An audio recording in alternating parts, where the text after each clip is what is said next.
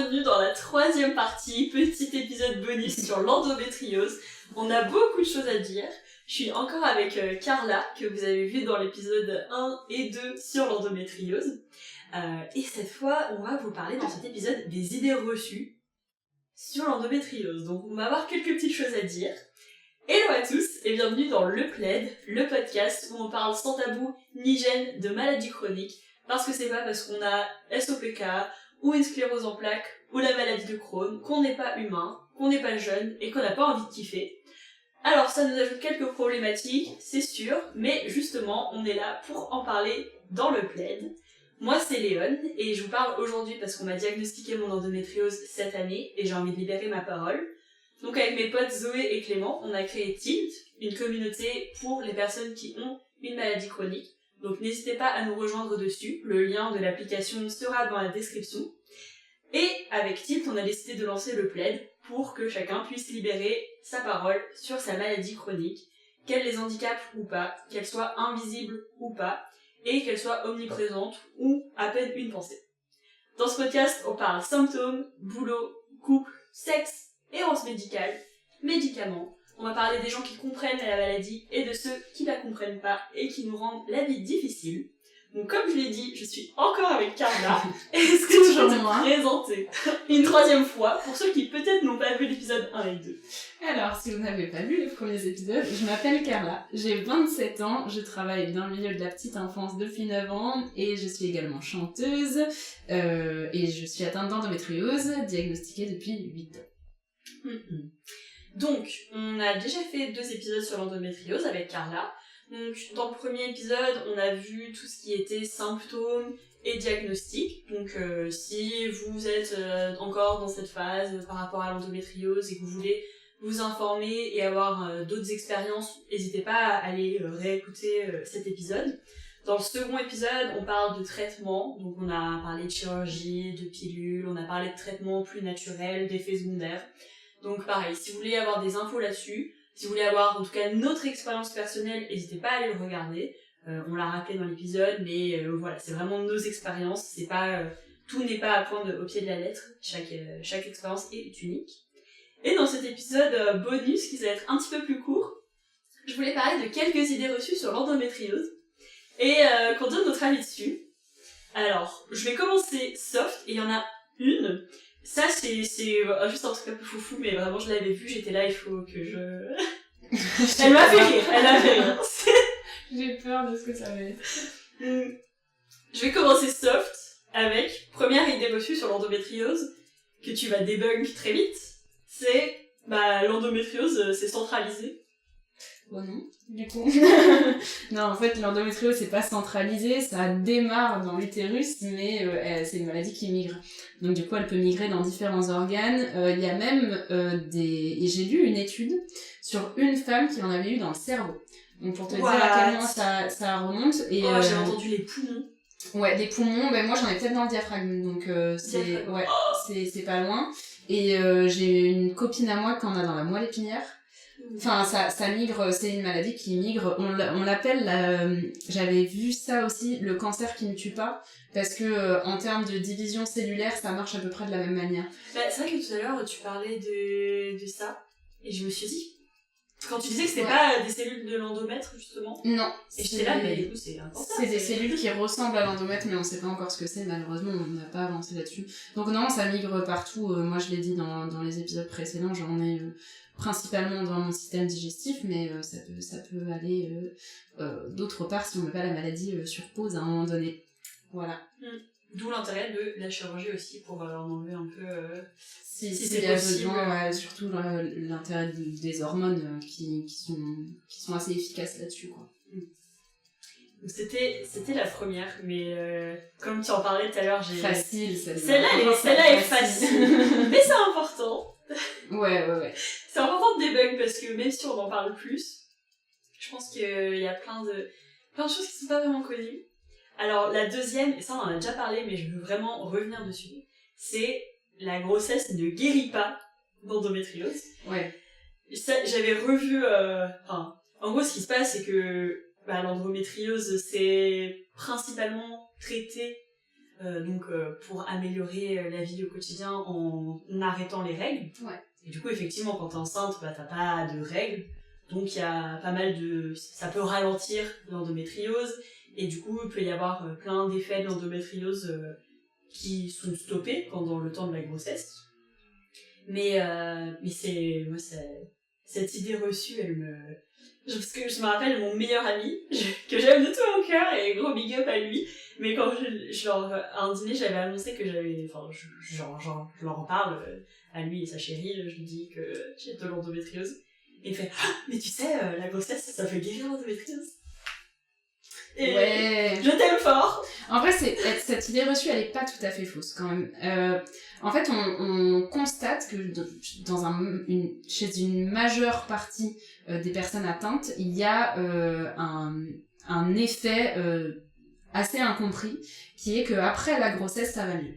Donc c'est pas tout à fait faux quand même, ça vient pas de nulle part, ça vient du fait que vraiment... En fait, c'est très très complexe le corps humain et le corps de la femme particulièrement, mais il y a un dosage hormonal qui se fait pendant la grossesse qui est créé par le corps lui-même pour ce corps-là, pour ce bébé-là, à ce moment-là donné, tu vois.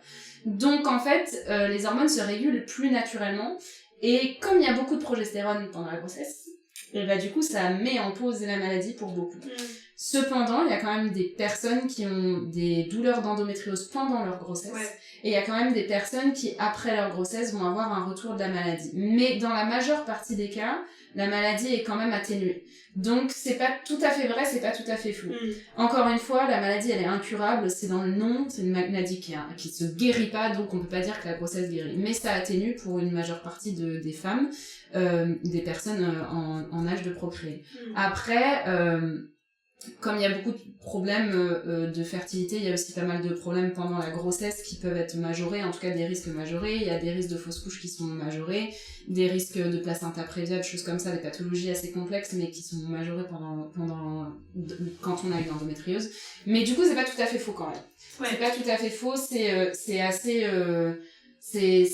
aléatoire, et pour autant il y a quand même une majeure partie des femmes qui ont un bébé qui ont dit ah ouais, pendant ma grossesse c'était cool et après c'était moins fort quoi en termes de douleur.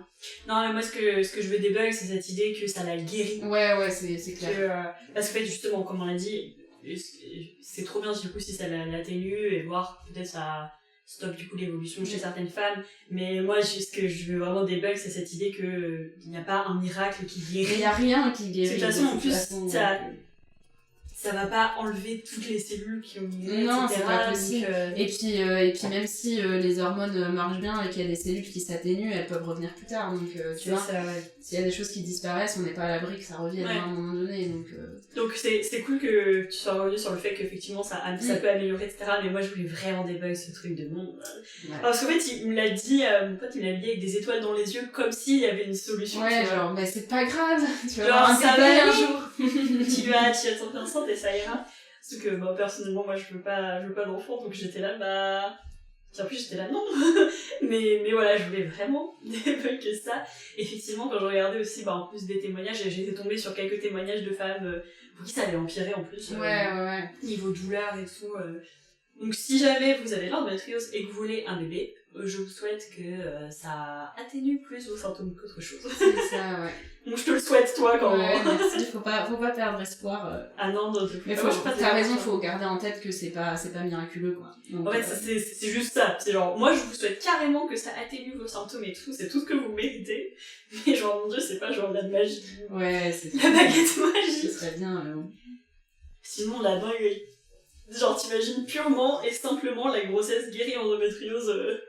Je pense que ce serait encore pire pour les femmes qui veulent pas d'enfants, tu sais. Ah, ce serait terrible. Je me dis, ce serait horrible, en fait, comme charge mentale à porter en plus. Enfin, terrible. Mais je sais pas, genre, je pense qu'on partirait dans des dingueries, mais pour celles qui veulent des enfants, je sais pas, genre...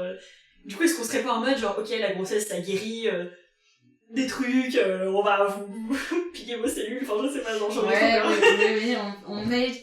Peut-être qu'à un moment donné, on comprendra vraiment cette maladie. Moi, j'y crois, je crois en la science. Ah franchement, je ne souhaite que ça.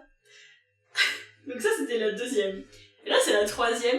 Celle-là, c'est vraiment juste un bonbon un peu absurde, mais je voulais t'en parler parce que je me suis dit, ça sera rien jaune. Mais est-ce que tu connais le subreddit ?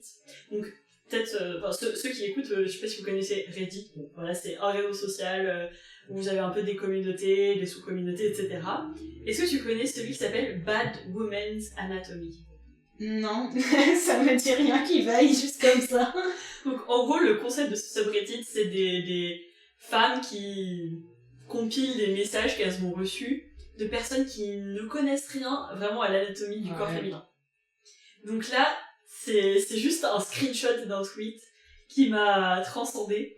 Mais voilà, c'était une femme qui répondait à un tweet d'une personne et la personne elle répondait moi l'endométriose me fait du mal tous les jours. Et il y a un vieux gars qui a répondu haha, je ne suis pas surprise, l'endométriose est une des maladies imaginaires les plus répandues. Ouais. Essaye de toucher de l'herbe et d'abandonner tes idées stupides et woke. Oui, d'accord, ok mec, ouais, d'accord. Vraiment, l'endométriose c'est la maladie à la mode, je l'ai tellement entendue dans ma vie, mais en fait c'est juste que les gens comprennent pas qu'à partir du moment où on en parle plus, la parole se libère et du coup ça va avec, en fait c'est tout. Il y a pas de mode, et si c'était une mode, je suivrais pas la trend. Honnêtement, je pense que je voudrais pas être ça en fait, c'est genre tu crois vraiment, enfin même tu vois par rapport à la création de ce podcast, la création de Tilt, tu sais, on le fait pas en mode parce qu'on veut se faire kiffer et parce que trop bien, on a un sujet de podcast. Non. Non, et puis il y a aucun intérêt à vouloir se faire plaindre non plus, tu vois, il y a aucun intérêt à vouloir aller aux urgences, se faire piquer, à vouloir faire des examens qui sont invasifs, il y a pas d'intérêt à tout ça. Non, et la douleur elle est réelle, la douleur elle est là et n'en déplaise aux masculins toxiques quoi, enfin en fait c'est pas parce que c'est une maladie qui touche les femmes, enfin en tout cas l'appareil génital féminin, que c'est forcément dans nos têtes, enfin il y a des choses, et encore une fois moi ce mec là je lui répondrais bah oui, quand on me tape dans les couilles t'es aussi le malade imaginaire, c'est la maladie à la mode, ça veut dire qu'on a mal, enfin en fait c'est con. Il y a des études qui ont été réalisées par des médecins de la douleur, des chercheurs canadiens, qui montrent que la douleur de l'endométriose en crise, c'est des douleurs comparables à la fracture de tous les os du corps humain. Quoi? Donc dites ça au mec. Tu vois, enfin, moi, j'ai une copine qui a accouché de son bébé sur la bande d'arrêt d'urgence du périph' parce qu'elle sentait pas ses contractions. Mon médecin m'a dit, mon gynécologue, qui est un grand professeur réputé, je donnerai pas son nom, mais qui est un très grand professeur dans la gynécologie, m'a regardé droit dans les yeux et m'a dit, le jour où tu es enceinte, à partir de 7 mois, dès qu'il y a le micro-truc, tu vas aux urgences. Parce que vu les douleurs que tu as aujourd'hui, tu sentiras pas quand tu vas accoucher. On peut pas inventer ça, tu vois. Alors c'est peut-être le seul truc positif dans notre maladie, c'est que du coup l'accouchement ça sera cool, tu vois. Enfin peut-être pas cool, ça fera mal, mais on saura, tu vois. Mais enfin c'est bien la preuve que... C'est vrai que niveau tolérance de la douleur c'est une dinguerie. Et alors après je fais un petit accrochage là, mais on parle beaucoup des hommes, mais je dois vous avouer que moi dans ma vie, la majeure partie des réflexions méchantes, mauvaises que j'ai reçues vis-à-vis de ma maladie, c'était les femmes qui me les faisaient. Parce que moi j'ai jamais eu mal pendant une échographie, hein. Ouais mais en fait t'as pas mon utérus, tu vois. Mais ça va, tu peux prendre une bouillotte. Ok, enfin tu vois, parce qu'elles pensaient, je pense, que faire le parallèle avec leur corps, tu vois. Mais il y a aussi beaucoup de mecs qui sont persuadés que on en fait trop, qu'on chipote, qu'on fait exprès, qu'on veut pas aller à un dîner, du coup on a mal, ouais bien sûr. Déjà de base, il faut vraiment que tout le monde se remette à la page niveau empathie quoi. Quelqu'un qui est malade et qui parle de ses douleurs, qui parle de sa maladie, enfin... Franchement, je préférais parler d'autre chose. Enfin, genre, C'est vrai, et c'est pour ça que c'est d'autant plus isolant et culpabilisant, quoi. Parce que les gens, ils font pas l'effort de comprendre. Ouais. Et même si on vous demande pas de comprendre, on vous demande juste d'écouter activement, tu vois, et de pas juger. Ouais, la rigueur, écoute pas, mais dans ton coin, viens pas me dire de me taire. Oui, c'est ça. Lui dire que c'est de toucher de l'herbe, mais... Non, mais, enfin... Et ça, en vrai, l'imagination sur Bad Women Anatomy, donc ça veut dire, donc tu veux dire en gros, si on traduit très grossièrement mauvaise anatomie des femmes. Ouais, c'est ça. Mauvaise anatomie féminine, c'est que des trucs comme ça. Bah après tout le monde ne fait pas partie du 1% les plus débiles de l'humanité, donc bien sûr tout le monde va pas dire ça. Mais des fois, juste de temps en temps, en fait, des fois quand il dit des trucs, t'as des trucs. C'est tellement fou. En fait, ça met en colère, quoi. Tu te dis que ton combat, il est vraiment tout juste commencé, quoi. Enfin, moi, ça fait 9 ans que je me bats, tu vois. Ouais. Mais c'est tout juste commencé, quoi. Ah, encore c'est ça. du chemin. Et chaque fois que t'as une nouvelle meuf qui pop sur les réseaux sociaux pour parler de son endo ou de toutes les autres maladies, toute autre maladie chronique, tu repars au niveau 0 du débat, tu vois. Ouais. Et c'est fou, genre vraiment. Mais même auprès du personnel soignant, il y en a qui sont pas compréhensifs. Moi, j'ai été à appeler une ambulance en disant que j'avais une endométriose, que j'étais une femme en âge de procréer, que j'avais très très mal, que je me demandais si je faisais pas une GU, une grossesse extra-utérine et tout. Mais des trucs où vraiment on m'a dit, bah, je pense que vous êtes constipée, et j'ai fait une salpingite, tu vois, j'ai failli perdre mon utérus, quoi. Bah, tu te dis, je te dis ça, c'était il y a quoi, il y a 1 an? Tu te dis, ok, super. Enfin, écoutez ce genre de podcast, quoi. Enfin, pour comprendre ce qu'on vit au quotidien. Et t'as raison, c'est de la bête empathie, quoi. C'est le niveau 0 de l'échelle de l'humain, genre. Ouais. Que juste, aussi, à un moment, les gens, ils se plaignent pas pour le kiff, quoi. Enfin... Ouais, oui. Alors, certainement que t'en as, hein. Oui, bien sûr, t'as les 1% de gens qui aiment bien se plaindre. Mais voilà, c'est il faut pas la dire majorité. que, ouais, quoi. Enfin, puis quelqu'un qui souffre, enfin, oh. Mais Ouais. es-tu sûr? Moi, ça me fait pas mal, c'est bizarre. Ah, c'est mon copain, des fois, juste pour m'embêter, c'est une chatouille, il est là, bah, moi, ça me chatouille pas, je vois pas le problème. C'est la même chose. Moi, j'ai pas mal, je vois pas le problème. Si j'ai pas mal, c'est que c'est bon, mais tout va bien. C'est clair. Et surtout, des maladies à la mode, c'est trop con, mais moi, j'aimerais bien que toutes les maladies chroniques soient à la mode et qu'on parle de toutes les maladies chroniques et que du coup, on fasse des recherches sur toutes les maladies chroniques et tout. Désolée si, de manière générale, les gens ne veulent pas en parler et que là, on en parle un peu parce que Mais c'est juste que les gens, ils nous voient là, mais tu vois, celui qui me regarde et qui se dit, ah putain, voilà, elle va se faire avoir, il y a 2 jours, j'étais au fin fond de mon lit en pleurs, je l'ai pas filmé, enfin, tu vois ce que je veux dire? Il y a des trucs qu'on montre pas, on montre ce qu'on a envie de montrer aussi, et puis si Laetitia Milhaud, elle a envie d'en parler, mais elle a pas envie de vous dire qu'elle galère à avoir un enfant, bah elle a pas à le faire, enfin, on vous doit rien en fait, les gars, tu vois. Et ouais, quand les gens estiment en pleurant en douleur, vous êtes là, enfin, il y a des... Oui, et puis enfin, franchement, on fait ce qu'on veut, quoi. Moi, j'ai déjà pris des photos avec ma perf pour envoyer à ma sœur en mode, et en fait, je l'ai posté parce que je me suis dit, putain, c'est bien la réalité, ça. Chacun fait ce qu'il veut, c'est juste que faut apprendre à arrêter de juger les autres. Mais bon, on a encore du travail là-dessus. De ouf. Bah, c'est franchement, genre, ça, sur le plaid et sur Tilt, moi, je veux qu'on soit intransigeant enfin, sur les réponses des gens en commentaire, parce que je pense qu'on va avoir tous les gens concernés qui seront contents, mais je pense qu'on aura aussi... Ça reste bienveillant. Ouais, je pense qu'on aura aussi quelques andouilles, et ça, pour moi, c'est non, c'est genre, c'est ciao. Non aux andouilles. Non, slogan de non, Tilt. aux andouilles. Non, aux andouilles. Je voulais que notre slogan, ça soit chroniquement cosy. Waouh. Mais elle est recherchée, celle-ci, hein. Waouh, chroniquement. Je l'ai trouvée en 3 secondes, j'étais là. C'est vraiment genre, du coup, pour faire la DA du podcast, etc., j'étais là, bon, faut pas que ça soit vide, ok, sur cette slide, je mets quoi et tout. Après, j'étais là, chroniquement cosy, j'ai proposé, c'était là, c'est bien, j'étais là, ok, on y va. Let's go. J'espère que tout le monde est chroniquement cosy. Ouais, moi je suis chroniquement cosy en tout cas. C'est 4 heures que je suis là, donc... Vraiment, mais la pauvre, on la retient, c'est un guet-apens. C'est moi qui reste aussi. C'est une prise d'otage. J'en ai une autre idée reçue. Mais ça, c'est pas une idée reçue répandue. C'est juste une petite dinguerie que j'ai trouvée en faisant mes petites recherches. Mais ça, c'est vraiment juste un tout petit bonbon. Je ne sais pas qui a sorti ça de son chapeau. J'avais trouvé ça dans un article de France Inter qui débunkait des idées reçues. L'idée reçue, c'est les tampons favorisent l'endométriose. Ah ouais. Mais c'est pas si con, hein. Mais c'est non. En vrai. Mais non, parce que ça ne favorise pas l'endométriose. Non, mais en vrai, c'est pas... Enfin, la réflexion est pas bête, puisqu'il y a du sang qui stagne dans l'utérus. Donc, quelqu'un qui voit pas bien le corps de la femme et qui pense que l'utérus, c'est le vagin... Tu vois, ça me paraît pas si con. Ça me paraît moins con que le mec qui dit c'est à la mode. Alors, tu vois ce que je veux dire? Le mec qui dit c'est à la mode, ça c'est clair. Mais après, non, pourquoi est-ce que le tampon favoriserait... Non, par contre, il y a tout ce qui est choc toxique et tout. Ouais, dans c'est autre chose, c'est d'autres problèmes. Non, ça a rien à voir. Après, il me semble que quand on a une endométriose, on est plus favorable aux mycoses, il me semble. C'est une question de pH du sang. Et que du coup, le fait de porter des tampons, ça renforcerait du coup les démangeaisons et les choses comme ça. C'est le seul truc que je peux voir, mais du coup non, ça favorise pas l'endométriose. Bah c'est ça. Le fait de mettre un tampon ne va pas te créer cette maladie chronique qui, du coup, enfin, développement des cellules. En plus, c'est pas du tout au même endroit, quoi. Enfin, les gars, le vagin, c'est pas l'utérus. Je sais pas. Après, il y a des gens qui, vraiment, en termes d'anatomie féminine, s'y connaissent pas du tout, ça, même pas. Mais après, même moi, j'ai appris hyper récemment la forme que l'utérus avait dans le corps. Ah ouais? Ouais, parce qu'en fait, moi, j'étais restée sur ce truc de l'utérus, l'image qu'on te donne à l'école, ou le truc sur internet, du truc de l'utérus qui est plat comme ça. Et j'ai appris, mais je pense vraiment cette année, qu'il était genre, en 3D dans le corps, machin, et tout, que c'était une petite boule, etc. Même des fois, j'étais là trop bizarre, mes douleurs, c'est pas comme sur le graphique et tout.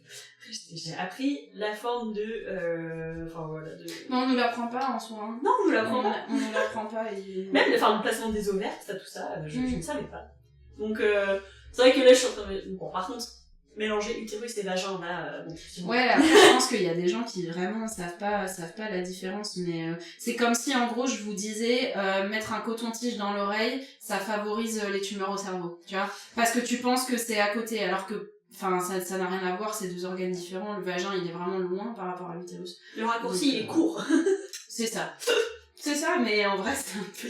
Mais voilà, on voulait des bugs. Ah, j'ai tapé mon micro. J'espère que je vous ai pas fait mal aux oreilles. Tant pis pour vous. Ah, ça fait mal aux oreilles.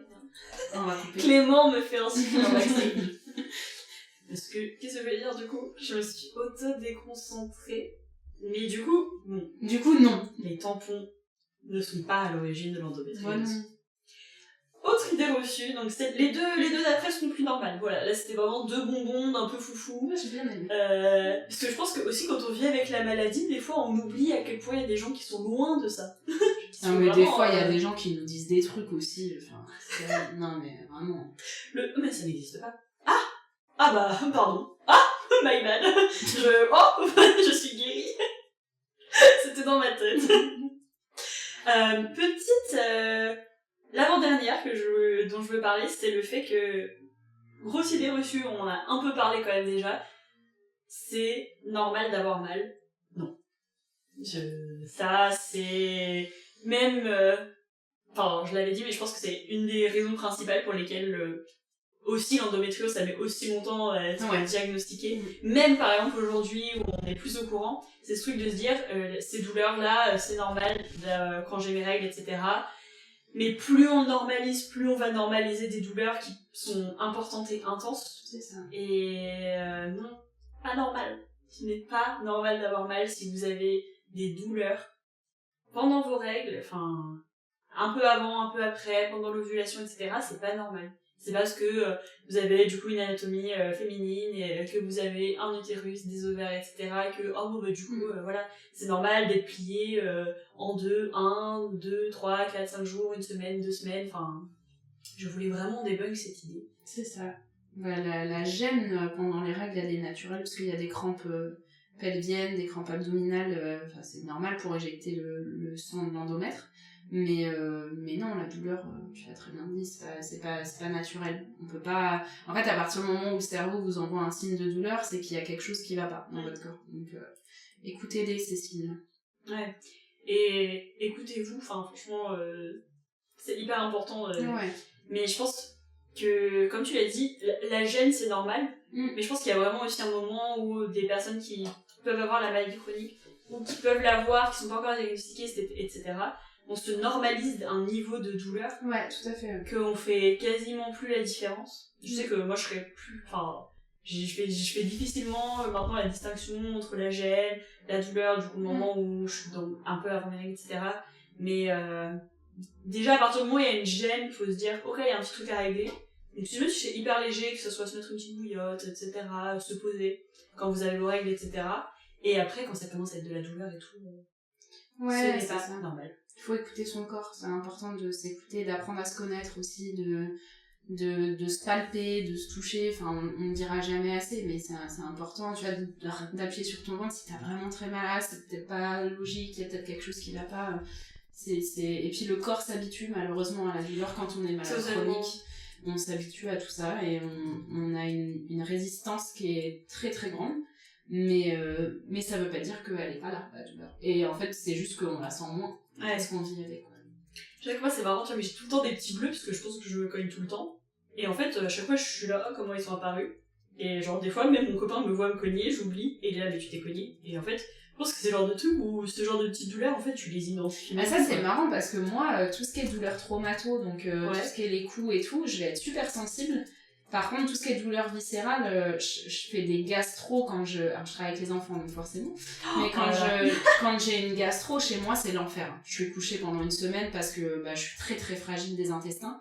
Et pour autant, je vois mon copain me regarder et être blanc et me dire mais comment tu fais? Parce que les douleurs viscérales, moi j'y suis très habituée depuis toujours, tu vois. Ah ouais. Même quand je vais faire une bronchite et tout, j'ai très mal aux poumons et tout, je vais aller taffer quoi. Mes collègues me disent mais ça va pas, alors que je me casse un truc demain, je suis en PLS, tu vois. Comme quoi ton corps en fait il réagit à des douleurs qu'il connaît. Ouais. C'est assez étonnant quoi. Mais oui, on a une résistance qui est terrible hein, quand même. Ouais. Je crois qu'il y a des petits tests de douleur, des trucs, des machins, enfin, c'est la résistance qu'on peut avoir, elle est folle. Et du coup, ma dernière petite idée reçue, que je voulais débunk, j'en avais un peu entendu parler, et tu l'as un petit peu évoqué, donc je suis très curieuse d'avoir ton avis là-dessus. Mais l'idée reçue, c'est que si on voit rien, donc à l'échographie ou à l'IRM, ça veut dire qu'il n'y a pas d'endométriose. Et ça, du coup, c'est pas forcément vrai. Et du coup, je vais revenir sur le point dont on m'avait parlé pendant mes rendez-vous gynéco et que j'avais retrouvé du coup dans cet article de France Inter, je mettrai le lien. Mais qu'en gros, l'endométriose, on l'identifie quand elle commence à infiltrer les organes, c'est là qu'on la voit à l'imagerie. Mais du coup, en fait, ça peut être des années après que que l'endométriose ait commencé. On tend à penser, alors dans la recherche, on est en train de vraiment faire le point sur l'origine de la maladie, mais on tend à penser que c'est une maladie qui est en sommeil et qui se déclenche à un moment donné. Il y a des études qui sont très très intéressantes, mais trigger warning, qui peuvent être assez dures à lire, sur le lien de corrélation entre violences sexuelles et personnes atteintes d'endométriose. Et je sais que moi, quand j'ai vu le professeur qui me suit, il m'en a parlé directement. Et moi, j'ai été victime de violences sexuelles et il m'a dit, on se pose la question de est-ce qu'il n'y a pas un facteur déclenchant là-dedans, mais ça peut être tout autre chose qu'une violence sexuelle, tu vois, ça peut être quelque chose qui est traumatique pour le corps. Et pourquoi je disais ça? Parce que du coup, la maladie, effectivement, elle commencerait à se voir à partir du moment où il y a des lésions dans l'utérus. Mais l'IRM, c'est un examen qui est très précis, mais qui est pas tout aussi précis que la chirurgie, malheureusement. Et du coup, il est possible qu'il y ait des toutes petites lésions qui fassent très très très mal, mais qui soient tellement minimes qu'on les voit pas, ou des adhérences. Et après, en fonction de comment est fait l'examen, quand est fait l'examen, par qui est fait l'examen, par qui est lu l'examen, ça peut différer. Donc bien entendu que sur des grosses lésions, des grosses choses, on va les voir à l'IRM et même parfois à l'échographie en première intention. Mais le seul examen qui permet de diagnostiquer à 100% aujourd'hui, c'est la cœlioscopie exploratrice. Sauf qu'elle est plus recommandée pour les raisons que j'expliquais avant, pour ceux qui n'ont pas vu l'épisode, parce qu'il y a une question de ça brasse le sang et potentiellement ça pourrait aggraver la maladie. Mais on peut quand même la mettre en place à la demande de l'équipe médicale et de la patiente. Après, effectivement, en fait, c'est pas parce qu'il y a rien sur les images que vous avez rien dans le corps, quoi. Et aujourd'hui, on préconise justement un diagnostic qui soit fait après un examen symptomatique, en fait, avec toute la liste des symptômes, et bon, ça rentre dans la case endométriose ou pas. Mais on tend à éviter les examens invasifs parce que du coup ça fait mal, que c'est très douloureux, que c'est pas top pour les patients et qu'en plus c'est tu vois, il y a un truc de vulnérabilité dans la gynécologie que t'as et qui peut aggraver le truc. Mais du coup il y a plein de pistes comme ça et en fait potentiellement oui, ce serait juste une maladie qui serait en sommeil. Et moi j'ai un souvenir personnel de moi gamine qui me plaignait tout le temps du ventre. J'ai un souvenir de moi petite qui me plaignait du ventre tout le temps. J'ai mal au ventre, j'ai mal au ventre, j'ai mal au ventre. Mais depuis que j'ai des souvenirs, donc depuis 3 ans et demi, tu vois. Et même ma famille le disait, t'avais souvent mal au ventre. Donc est-ce que c'est lié à ça ou est-ce que c'est autre chose, je sais pas. Mais en tout cas, ouais, ça c'est vraiment pas vrai, quoi. C'est pas parce qu'il y a rien sur les images que vous avez rien. Et moi, je vous dis, des IRM avant d'être diagnostiquée, j'ai dû en faire une dizaine. Le budget IRM, il est fou, là. Ouais, c'était terrible, mais parce que je savais pas, en fait. Je savais pas qu'il fallait que j'aille dans un centre spécialisé. Donc oui, je pense que j'en ai une dizaine avant. Donc, après, puis ça dépend comment c'est fait, ça dépend à quel moment. Et là, aujourd'hui, tu vois, si je fais une IRM aujourd'hui, j'ai rien. J'ai l'adénomiose, mais j'ai rien. J'ai rien d'autre. Et pourtant, enfin, on en a parlé là depuis 2 heures, il y a beaucoup de symptômes que j'ai qui sont hardcore, tu vois. Mais moi, sur les IRM, mes médecins me disent « Ok, l'IRM, elle est bien, il n'y a pas de grosse... Tout va bien !» Et pourtant, mon utérus est collé à mon côlon, à mon rectum, à mon truc, enfin... Mais il y a rien de majeur, quoi. Là où t'as des filles qui... moi, j'avais toujours entendu cette histoire quand je travaillais à l'hôpital, où on m'avait dit, en fait, ils avaient eu une patiente qui était venue parce que donc en PMA, en parcours PMA de procréation médicalement assistée, parce qu'elle arrivait pas à avoir d'enfant, et ça faisait un peu plus d'1 an, quoi, 1 an et demi. Et elle arrive, et l'échographe fait son boulot, et elle regarde son ovaire, et il y a un pamplemousse dans l'ovaire. Mais un pamplemousse, tu vois ce que c'est un pamplemousse, genre? Un pamplemousse dans l'ovaire. Et c'était une cellule d'endométriose. Elle n'avait jamais eu de symptômes de sa vie. Donc comme quoi, ça veut rien dire, tu vois. Et en fait, elle s'est rendue compte qu'elle n'arrivait pas à avoir d'enfant parce qu'il y avait ça. Mais malheureusement, c'était un peu tard, quoi, tu vois. Mais ça veut rien dire. Et encore une fois, écoutez votre corps, quoi. Ouais. Écoutez vos douleurs, et vos symptômes. Ouais, si jamais votre corps vous dit des choses... Et ça peut être autre chose, ça peut être pas l'endométriose, ça peut être autre chose, ça peut être des règles qui sont normales, mais juste qui sont un peu plus douloureuses, mais qui passent sous un antalgique pelvien et ça va. Ou alors ça peut être un SOPK, typiquement, ou des choses, d'autres pathologies gynécologiques, il y en a plein de pathologies gynéco, mais est-ce qu'il vaut pas mieux quand même aller chez son gynéco et puis lui en parler, quitte à ce qu'il vous dise c'est pas l'endométriose, c'est autre chose? Moi, je suis plutôt d'avis qu'il vaut mieux. Donc voilà, c'était du coup un dernier petit épisode bonus, parce qu'on a toujours plein de choses à dire sur l'endométriose, pour debunk des idées reçues, puis quelques idées un peu stupides, qui sont pas des idées reçues répandues, mais que j'avais envie de... Il y en avait qui étaient belles quand même, l'histoire des tampons, ça, je ne l'avais jamais faite. Ouais, et j'étais très surprise quand je l'ai trouvée, et du coup, je me suis dit, allez, on se l'inclut, on se fait plaisir de toute façon, on met de tout. Et du coup, je pense que Carla reviendra, parce que une fois qu'on aura publié ces épisodes, Tilt sera live. Donc vraiment, tout ce que ces épisodes sur l'endométriose ont pu vous inspirer, n'hésitez vraiment pas à venir poser des questions sur Tilt, à ouvrir des conversations. Nous, on est aussi sur l'application, donc on sera, parce que à l'heure où on tourne ce podcast, elle n'est pas encore sortie, c'est dans quelques jours. Mais on sera sur l'application et on sera ravis de pouvoir répondre à vos questions, de vous donner des conseils si jamais on est capable de le faire. Donc n'hésitez pas à nous rejoindre. Le lien pour télécharger l'app sera dans la description de cet épisode. Donc on a super hâte de vous retrouver. Téléchargez, rejoignez-nous. Viendez. C'est trop bien ici. Bon, après, c'est parce que vous n'avez pas de maladie chronique, c'est pas grave, on est très contents pour vous et tout, mais voilà, si jamais vous voulez vous sentir un peu moins seul, pouvoir parler, Tilt est là et on sera ravis de vous rejoindre, de vous accueillir dans la communauté.